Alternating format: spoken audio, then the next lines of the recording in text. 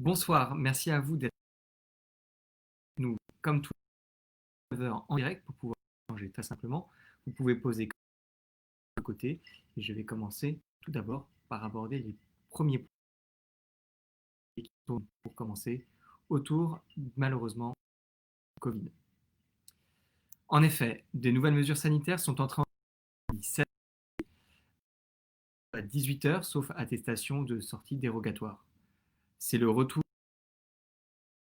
Par conséquent, il faut que vous disposiez de ces attestations que vous sortez à la nationale et la police procéderont à des contrôles. Au-delà de ce couvre-feu, lutter contre le Covid, commencer par dépister. Et peut-être commencer donc par vous faire un retour sur l'opération de dépistage organisée par la région Île-de-France et la commune de Verneuil, les tests antigéniques qui ont pu être faits à toutes les personnes qui sont le froid et la neige samedi, près d'une cinquantaine de personnes testées malgré la neige et le froid, sur des tests qui duraient à peu près une demi-heure. Répondre dans la foulée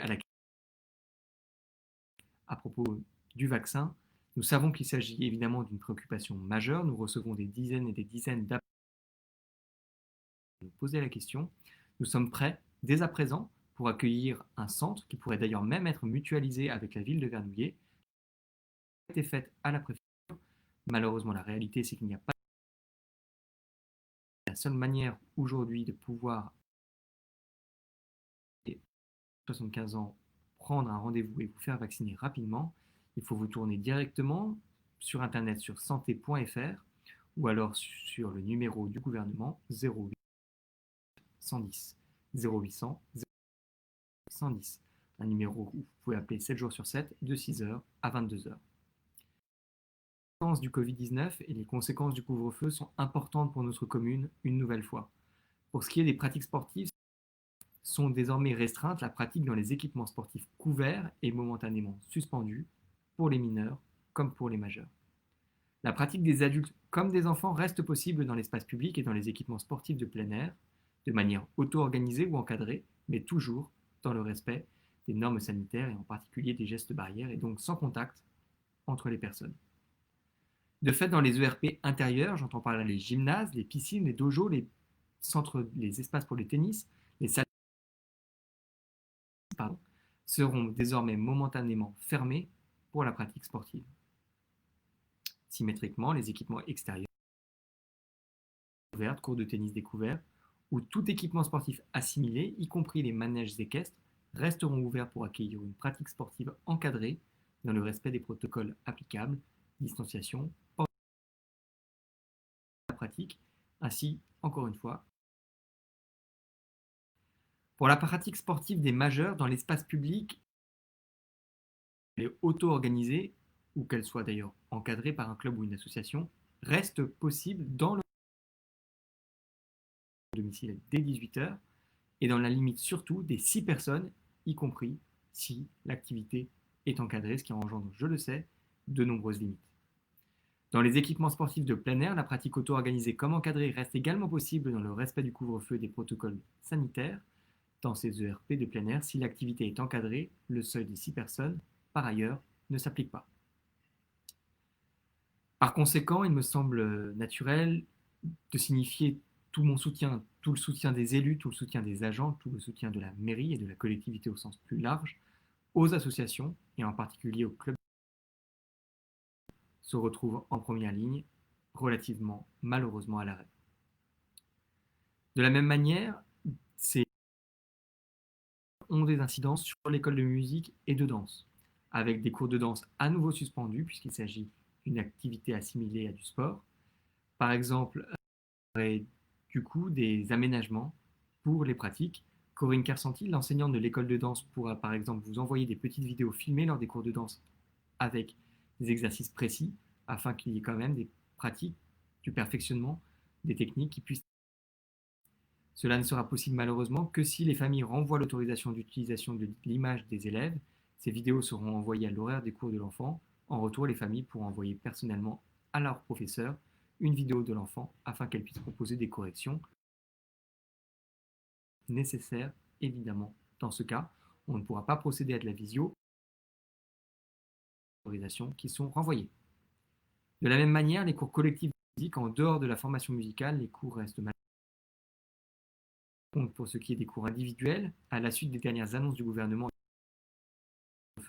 les cours en présentiel des élèves mineurs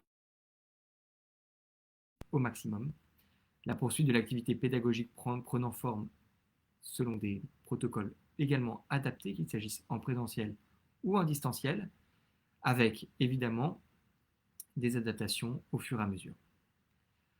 Certains cours pourront être déplacés en journée, le mercredi et le samedi. Les professeurs restent par ailleurs en contact étroit avec vous, avec les élèves, afin de mettre en place avec vous ces nouvelles organisations qui restent malheureusement susceptibles d'évoluer. J'espère plutôt positivement comment les choses évolueront. Par ailleurs, pour les élèves majeurs, les cours restent en distanciel pour le moment. Et dans ce contexte, la facturation des cours du premier trimestre et à venir vont pouvoir être aménagées avec les modifications de la tarification qui ne peuvent avoir à venir, pas rétroactivement pour des raisons légales. C'est d'ailleurs plutôt heureux pour vous, pour les usagers, puisque vous êtes ainsi protégés vis-à-vis d'une tarification qui ne peut pas augmenter sur un service déjà rendu. De ce fait, la ville ne modifiera pas la facturation intégrale du premier trimestre pour les cours ayant déjà eu lieu, mais après s'être concerté avec les différents groupes politiques lors de la commission culture du 13 janvier, mon adjoint à la culture Olivier Lugic ainsi que les élus ont décidé que pour le second trimestre, les cours faits à distance bénéficieront d'un abattement de 35%. Au-delà de l'école de musique, vous aurez également des impacts malheureux de ce couvre-feu pour les autres, avec la modification des horaires d'ouverture en raison de ce couvre-feu. Pour le mardi, jeudi, vendredi, ce sera donc de 14h à 17h45, 14h à 17h45 également. Au sein de la médiathèque, avec la Nuit de la lecture, cet événement national, vous le savez, organisé par le ministère de la Culture, a pour objectif de célébrer la lecture sous toutes ses formes. L'objectif, c'est promouvoir et faire rayonner la lecture auprès d'un large public. En raison des conditions sanitaires qui ne permettent pas les rassemblements, la médiathèque initie cette année des actions culturelles à vivre à domicile les 21, 22 et 23 janvier. De 17h, vous pourrez désormais également découvrir la sélection des bibliothécaires, CD, DVD, livres pour tous les publics, directement sur le lieu, le site de la médiathèque. Se prolongeront, qui continueront. Avec l'atelier d'écriture à distance, vous pourrez participer à des ateliers d'écriture intergénérationnels, parents, grands-parents et enfants, en binôme de manière générale. Le thème de la nuit, le samedi 23 janvier de 10h, la participation à l'atelier en ligne étant gratuite, pour créer un échange entre les participants et l'intervenante. L'atelier pourra donc accueillir 10 personnes sur inscription préalable auprès de la médiathèque 06 20 32 06 20 32 ou par email médiathèque-scène.fr. Et pour terminer avec la médiathèque, du 26 janvier, mardi prochain, avec l'exposition de Patrick Zorodou, Après l'obscurité, une histoire dans un monde futuriste cher à l'artiste.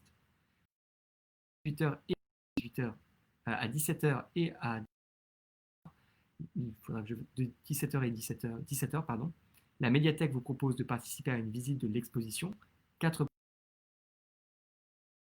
présence de l'artiste Patrick Zorodou et de l'intervenant. Les participants auront le loisir de trouver les mots que leur inspire cette exposition et avec lesquels ils auront envie de jouer. Un retour sur les textes sera par ailleurs possible entre les participants ultérieurement et d'autres visites.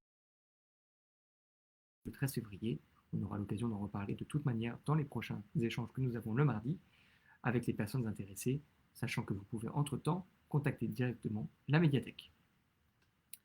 Pour ce qui est par ailleurs des autres actualités qui ne sont pas toutes heureusement corrélées au Covid, je voudrais revenir sur deux actualités importantes. D'abord, revenir sur les jours de collecte des encombrants.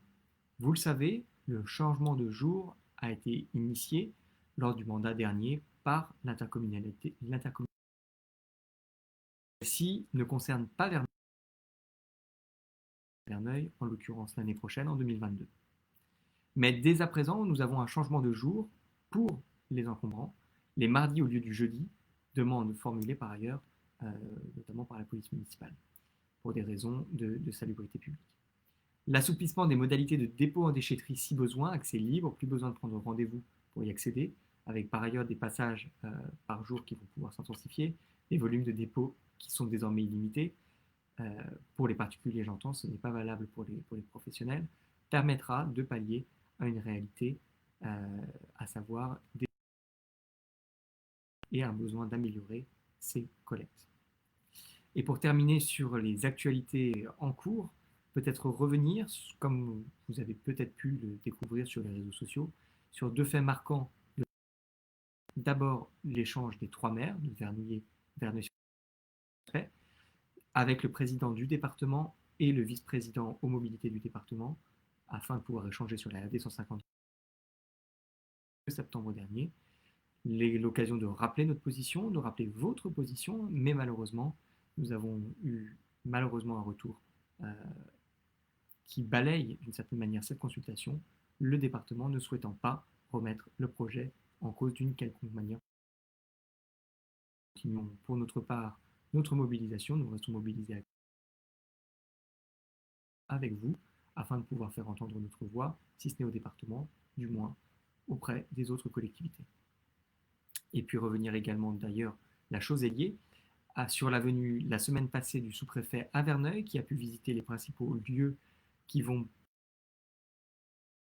qu'il s'agisse de la pointe de Verneuil, qu'il s'agisse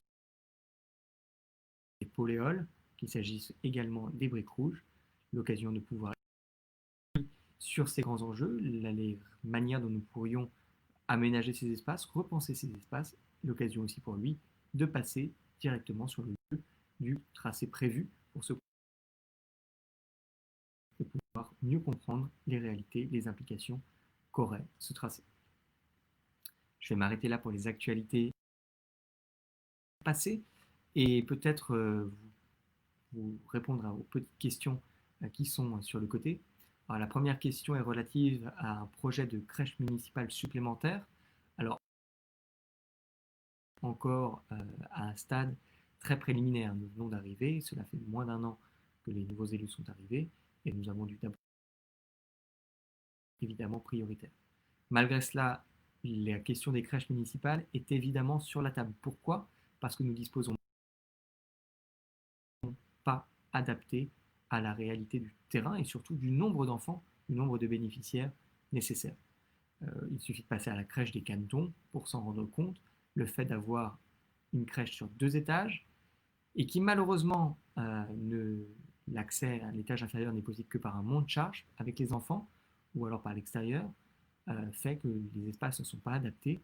Nous travaillons sur afin de pouvoir envisager soit des aménagements, soit en effet des constructions d'autres crèches, mais ce seront de toute manière des projets de très long terme, nous n'allons pas nous le cacher, puisqu'il y a de toute manière des choses qui seront peut-être possibles, mais qui nécessiteront la création de bâtis, en sachant que l'une des solutions étant peut-être, de créer une future crèche dans des bâtis qui sont déjà prévus, puisque certains permis de construire, cela ne vous aura pas échappé, ont déjà été déposés avant même notre arrivée, et par conséquent, il faudra bien notamment commerciale, associative ou publique, puisqu'il y a des locaux prévus comme. Par ailleurs, nous avons une sur la question sur les places des personnes, vous êtes nombreux en l'occurrence à avoir des problématiques pour récupérer des places en crèche. La meilleure possibilité pour vous, ça reste encore une fois de vous rapprocher du service petite enfance si vous avez des questions, des interrogations, d'en savoir plus sur les possibilités à Verneuil, crèche publique, crèche privée par ailleurs. N'hésitez absolument pas à vous tourner directement vers notre service petite. Je vois également une petite question sur le parc Saint-Martin. Le parc Saint-Martin sera ouvert lorsqu'il sera sécurisé, je l'ai toujours dit. Nous avons secoué GPSEO qui doit mettre des barrières. Celles-ci devraient être mises durant la première quinzaine de février. Si cela est réalisé dans la foulée, nous pourrons l'ouvrir. Chose est absolument sûre, le parc Saint-Martin n'ouvrira pas tant que ces barrières ne. je me permets de le souligner, il sera nécessaire très prochainement, avant l'ouverture, de refaire une tournée de validation, en l'occurrence de ce parc, puisque nous avons eu la désagréable surprise de découvrir récemment, lors d'une visite de contrôle, de nombreuses fissures dans le sol du parc Saint-Martin. Alors, est-ce que c'est normal ou pas? Il semble important, en tout cas, avant d'ouvrir, de veiller à la sécurité et à la conformité de ce parc. Je vais prendre peut-être les dernières questions. En l'occurrence, les vaccins. Encore une fois, vous avez été très très très nombreux et nombreuses cette semaine à nous poser des questions sur les vaccins. Nous avons pour l'instant caché la vérité. Nous travaillons avec l'ARS, avec les professionnels. Il y a encore demain une réunion avec les professionnels et les élus de secteur qui se tiendra demain après-midi. Nous espérons dans les prochaines semaines, dans les prochains jours. Pour le moment, nous ne pouvons pas vous dire autre chose que nous sommes en attente des vaccins, en l'occurrence, comme le sont toutes les villes aux alentours, au-delà de la communication. Sur cela, je reste à votre disposition sur le compte 30 minutes à l'écrit, et puis toutes vos questions, plus globalement, mais vous êtes nombreux à le faire, directement au service si vous avez des besoins, ou sur le côté durant la semaine. Et sur cela, je vous souhaite une bonne semaine. Je vous dis à mardi prochain pour pouvoir de nouveau échanger avec vous sur les actualités qui font la semaine, qui font Verneuil.